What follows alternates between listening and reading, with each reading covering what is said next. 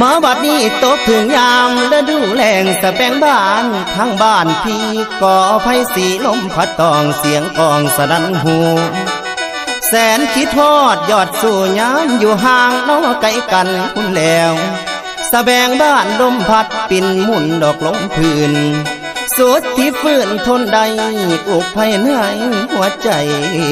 พี่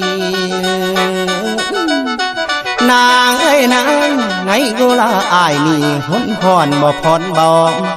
ขานิ่งน้ำนองเจ้าเรื่องเก่านอกข้างหลังคุณแล้ว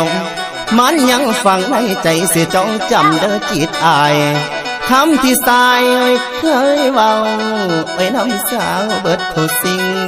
คำคำให้คำความที่ยิ่งบอกนั้นยังจำอันแม่นบ่มาน้องว่าน้อง